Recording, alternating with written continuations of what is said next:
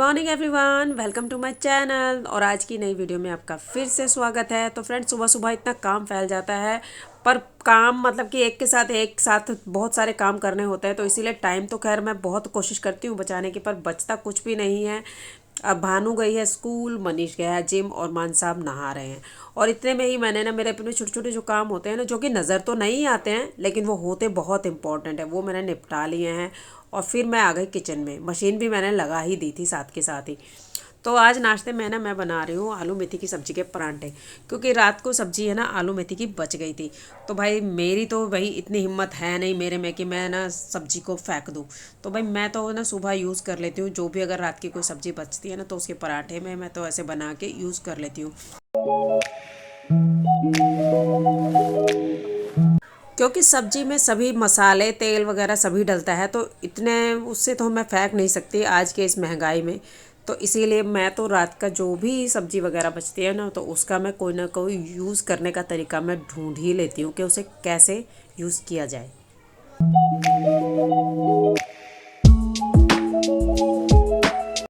और है ना फ्रेंड, किसी भी चीज़ के पराठे कैसे बनते हैं ये मैंने मेरे ससुराल में ही सीखा है। और सबसे बड़ा उसमें एक रोल रहता है आटे का, कि आटा कैसा होना चाहिए। अगर थोड़ा सा सख्त आटा होगा तो पराठे बिल्कुल नहीं बनेंगे, वो हर तरफ से फटेंगे।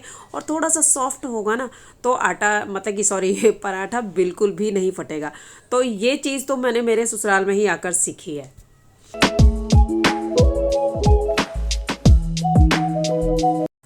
वैसे मैं इतनी परफेक्ट नहीं हूँ, पर कभी कभी पराठा अगर फटता भी है ना तो मैं चुटकी भर आटा लेकर उस जगह लगा देती हूँ, और मतलब कि काम चल जाता है, पराठा आराम से बन जाता है।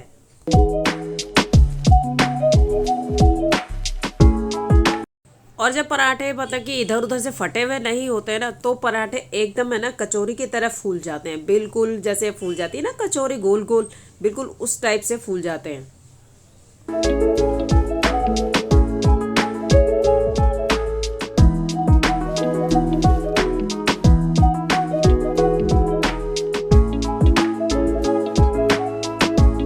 तो जी सभी ने नाश्ता कर लिया है। मनीष चला गया है ऊपर अपने कमरे में, मान साहब गए हैं अपने काम से, और मैं बैठी हूँ यहाँ रूम में।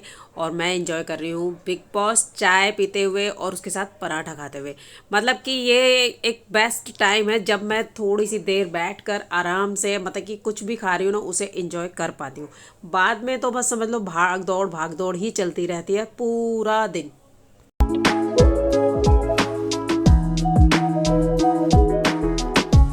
नाश्ते के बाद सबसे पहले है ना मैंने किचन साफ़ किया, और बाकी जो घर के काम थे ना वो भी मैंने जल्दी ही कर लिए।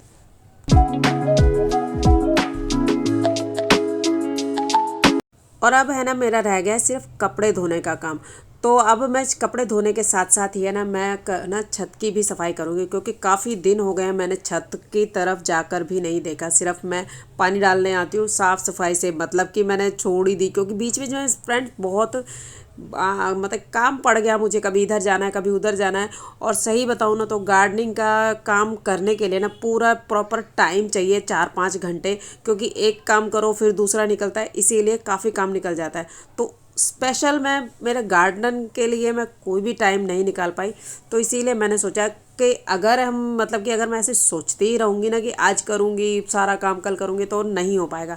तो आज मैं सिर्फ सफाई का ही काम करूँगी, जो कि ऊपर बहुत पत्ते ही पत्ते हो रहे हैं, क्योंकि अभी जैसे सर्दियाँ शुरू हो गई है ना, तो कुछ ऐसे पौधे हैं जो डोरमेंसी में जाएंगे, तो वो मतलब कि अपने पत्ते है ना पीले करके और उन्हें झाड़ देते हैं।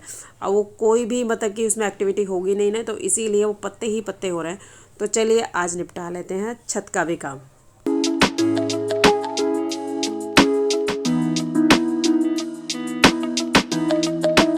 फ्रेंड्स, पिछले कई दिनों से है ना मैं बिल्कुल भी है ना टाइम नहीं निकाल पा रही हूँ कि तो मैं छत पर जाऊँ और अपने पौधों को देखूँ। मैं ये टाइम बिल्कुल भी नहीं निकाल पाई हूँ उनके लिए।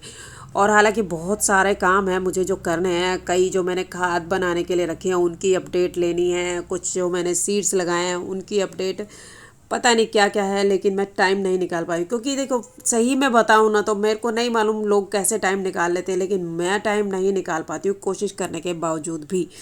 तो आज भी मैंने टाइम निकाला है, और अभी फ़िलहाल है ना 2 बजे हैं और अभी मैं साफ़ सफाई तो मैं करने लग पड़ी हूँ, लेकिन कोई पता नहीं है मुझे कितना टाइम लग जाएगा इसमें।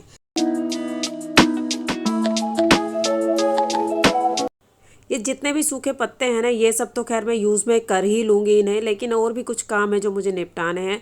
जैसे कि अब सर्दियाँ शुरू हो गई हैं, तो कुछ ऐसे पौधे हैं जो डोरमेंसी में जाएंगे।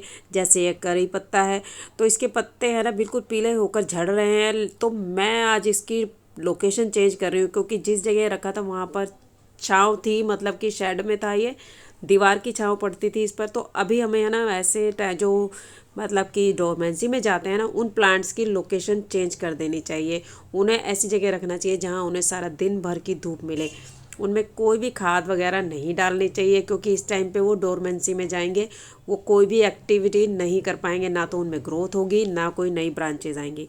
इसीलिए उन्हें साइड में रख देना चाहिए जहाँ उन्हें प्रॉपर धूप मिल पाए, ताकि जब इनका फरवरी मार्च का टाइम आएगा, ये अपने आप इनकी ग्रोथ शुरू हो जाएगी।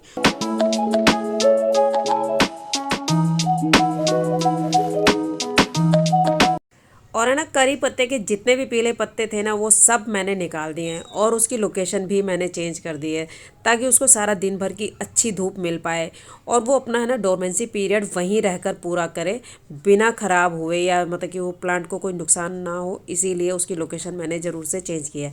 तो इस टाइम पर है ना वो जो लोकेशन चेंज करने के लिए ना, बहुत से पौधे होते हैं, जैसे करी पत्ता है, गुड़हल है, अपराजिता है, मतलब ऐसे दो कुछ पौधे हैं जो कि मतलब कि सर्दियों में डोरमेंसी पीरियड में जाते हैं, और बिल्कुल ऐसी हालत में हो जाते हैं कि जैसे उनमें बिल्कुल जान ही नहीं है। लेकिन वो थोड़े टाइम के लिए ही होता है, जैसे ही उनका टाइम आएगा ना, वो अपने आप फिर से हरे भरे हो जाएंगे और फ्रूटिंग फ्लावरिंग करने लगेंगे।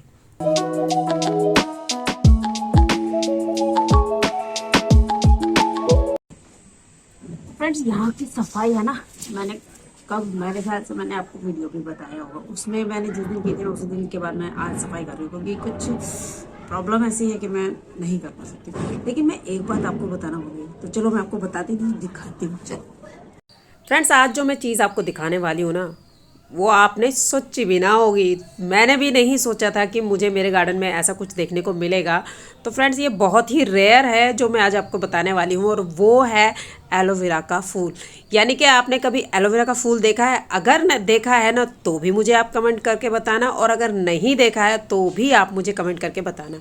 तो फ्रेंड्स, ये है एलोवेरा का फूल, जो मेरे मतलब कि एलोवेरा के छोटे से पौध में निकला है, और इसका ध्यान मुझे बिल्कुल भी नहीं था, क्योंकि जो सीमेंट की जो चादरें लगी हुई है ना शेड के लिए, ये इसके नीचे की साइड में बढ़ रहे थे धीरे धीरे, और जैसे मेरा ध्यान पड़ा तो मुझे तो लगा कि ये आपके साथ शेयर करना बनता ही है।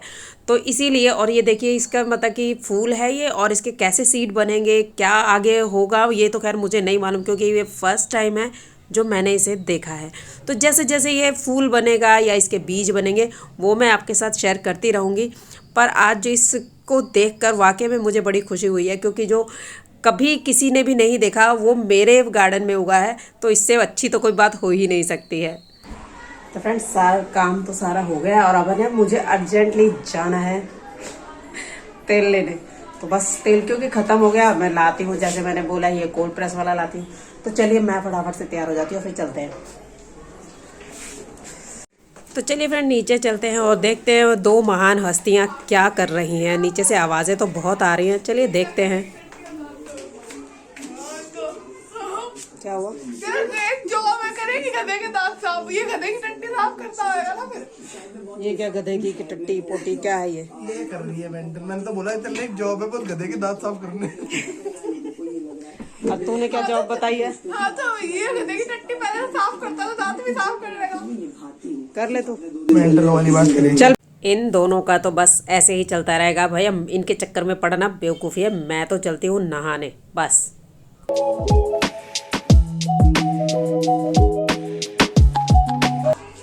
फ्रेंड्स, मैं ना तेल के लिए तो मैं जा नहीं पाई, क्योंकि ना मान साहब को भी कहीं जाना था किसी काम से, तो स्कूटी वो ले गए, तो फिर मैं नहीं जा पाई। तो इसीलिए आज ना मैंने रिफाइंड तेल में ही खाना बनाया, और आज मैंने बनाई मूली पालक की सब्जी।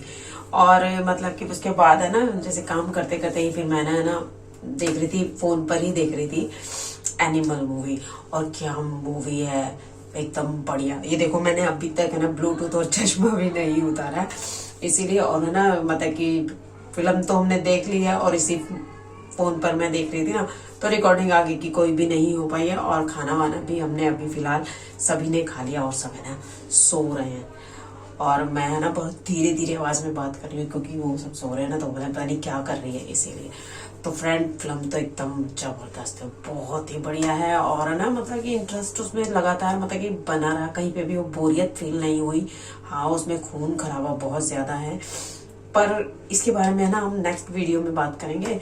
और है ना फ्रेंड्स मेरे को ना भी बहुत जोर की जुकाम लगी है, शाम के टाइम पे मैं नहाई थी तो जुकाम लगी और थोड़ा सा ना सर दर्द भी हो रहा है। तो इसीलिए फ्रेंड बस आज के लिए इतना ही, मिलते हैं अगली वीडियो में, तब तक के लिए बाय। तो फ्रेंड तेल लेने के लिए तो मैं जा नहीं पाई क्योंकि